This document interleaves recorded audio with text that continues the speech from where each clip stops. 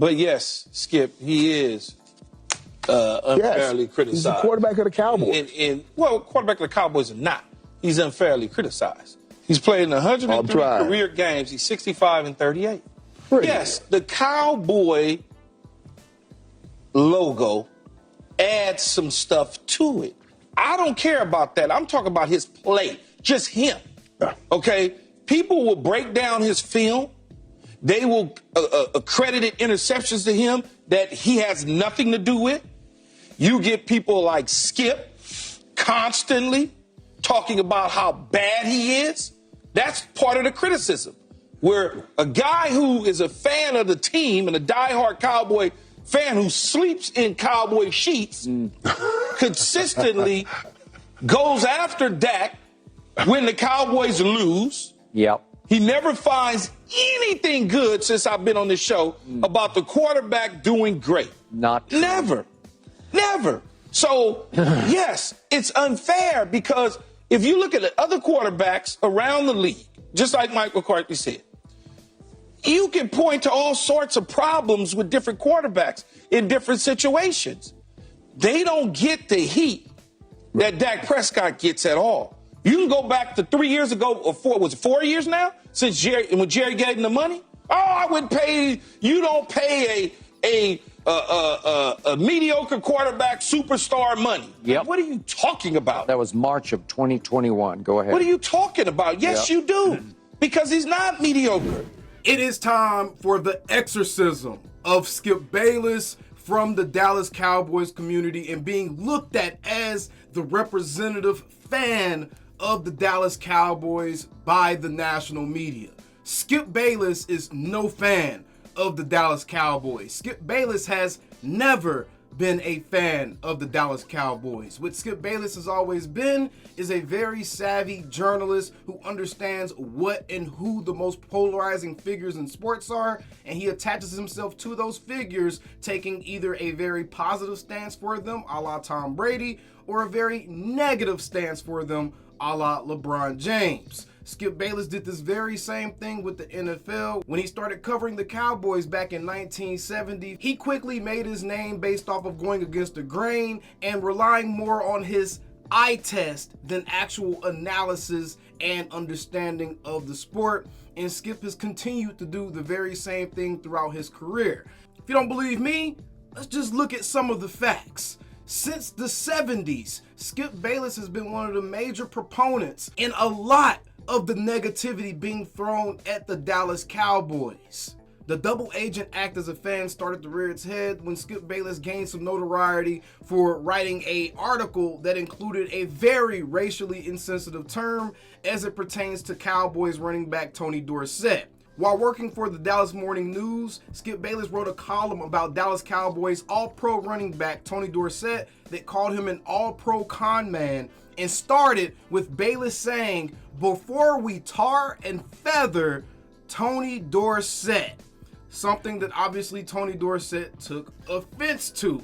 The reason he took offense to this is because this is something that used to be used as a prequel to lynching and torturing blacks back in those times. Keep in mind, this article was written in the 1970s. This isn't too far removed from times of segregation and extreme racial tension, and Skip Bayless is a journalist, which means he's school taught, he understands the worldview and what's going on, and he has a bigger scope of the world outside of just Oklahoma where he was raised at. He understands exactly what the terminology of tar and feathering would have implied, especially when speaking about a black man. This is just the tip of the iceberg, however. This is just when we really started to see what Skip Bayless was about as it pertains to the sports world, and more particularly the Dallas Cowboys. Trust me, I have tons of stuff I could go over that really proves the point that Skip Bayless is honestly, legitimately a pretty shitty person.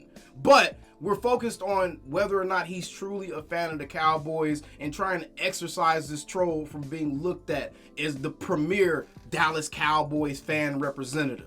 Because that is 100% not the case. And I told you, the slander starts early in his career, going all the way back to the days of Tom Landry and Tex Schramm and Gil Brandt and all these guys. Skip Bayless has not been a fan of the Cowboys. He has consistently tried everything he could possibly do to tear down the Cowboys, including writing tell-all books from the perspective of a nosy journalist looking to make headlines, and majority of the content in that book was based off of either hearsay, what Skip thinks, and very little was actually based off of factual evidence or things that can be proven dead to rights. He lamented the Cowboys ownership, accused them of using the Dallas Cowboys cheerleaders as essentially party favors for the high dollar patrons in the box seats in the stadium, and even questioned Tom Landry's religious fervor as he tried to hold Tom Landry responsible for not being able to get a grip on former Cowboys like Lance Rensell, Raphael Septien, Bob Hayes, Dwayne Thomas,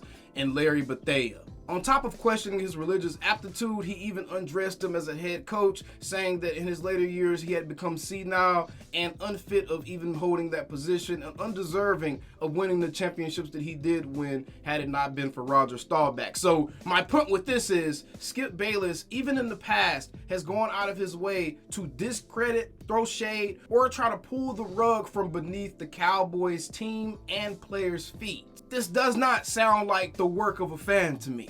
In this very same book, Skip Bayless caught a ton of heat from some of the most prominent Dallas Cowboys players, including Deion Sanders, for gay accusations that he threw at one Troy Aikman. And even if he didn't throw the accusation at him, he regurgitated said accusation and put it in print, giving it more legitimacy, even though this was all based off of a rumor. Someone is supposed to be a journalist printing rumors. Very interesting. John Blake, a buddy of yours, obviously very well, Danny Bradley, Dean Blevins, who supported Switzer within the organization, believed that Troy wanted them gone. And I believe that Troy wanted them gone. He's not a Switzer fan. I talked at length to Troy. Now, wait a second. About the homosexual part. When it got so dark, as you recall, in early December, the final grenade lobbed from camp to camp was that, you know, the old rumor, it's 5 years old here in Dallas-Fort Worth. I'm sure a lot of people had heard it before, that Troy is gay. Now, I've talked to Troy about it. I have never heard that. This is a man. I'm not gay, but Troy is a good-looking guy. He is a good-looking guy. I agree. And now, I talked to Troy. I'm sure he can get any woman he wants. He says he is absolutely not gay. Do you know what yes, an accusation like that will do to a guy like Troy Aikman, whose endorsement potential is unbelievable? Troy says that he's gotten a lot of mail about this over the last 4 or 5 years. I'm sure. And he took the opportunity in this book to just completely shoot a hole in it. We're talking about 5 pages out of 300, and when you get to it, you'll just shake your head, and it'll be a pretty ho-hum part of this feud that's going on between them. You will put no credibility in it, no credence. Skip. And Troy took the opportunity to put it to bed. Journalism 101. Journalism 101. Right. You do not print rumors. A rumor is just that. It's a rumor. Now, obviously, this type of behavior is disgusting, especially during a time where that particular lifestyle wasn't largely accepted. It could do irreparable harm to a player of Troy Aikman's stature during that time, specifically making him lose out on tons of sponsorship opportunities, making other players around him uncomfortable, and just overall public perception for a player that's playing quarterback for one of the most polarizing teams in professional sports. At the very minimum, this is wildly irresponsible by Skip Bayless, and he's continued these antics throughout his career. No matter what generation of Cowboys you want to look at, Skip Bayless has been one of the primary components of major Cowboy criticism and scrutiny. He's made it difficult for literally every generation of Cowboy player, and he's encouraged masses of fans to adopt the same slanted ideologies as it pertains to looking at the Dallas Cowboys and how they are judged. This honestly is the problem that I'm really trying to get at this video, is trying to really separate the Skip Bayless thought process from the Dallas Cowboys fan base, because there is still a large portion of the Dallas Cowboys fans that really think that this dude has the Cowboys' best interest at heart and he's rooting for the team, whereas he's really just rooting for the biggest story. Whichever team is providing him the most clicks, the most eyes, the most engagement at the time, that's the team that he cares the most about. His format has been simple. It's been all about capitalizing on the largest audiences. Skip Bayless is not a Dallas Cowboys fan. He's a very strategic and measured, miserable man who's made his career off of trying to bring down others and honestly saying some of the most off-base things at the worst possible times, which in my opinion has revealed his true character on more than one occasion, but we all just sweep it under the rug and say, aha, it's Skip.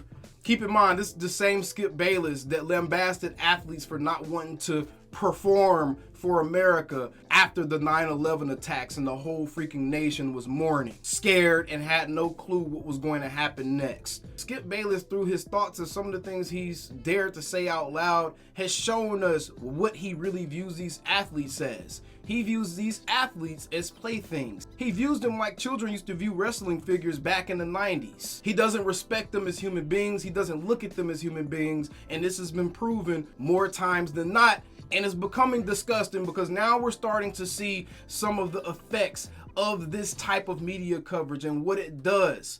Now, since the world has connected more and now we're able to see what more people think since the invention of the internet, we're actually able to see the effect of what Skip Bayless has caused in the sports world. We're now able to see a large portion of the football community more concerned with trying to ridicule, troll, and demean players than they are with trying to enjoy the actual game and celebrate amazing feats of athleticism.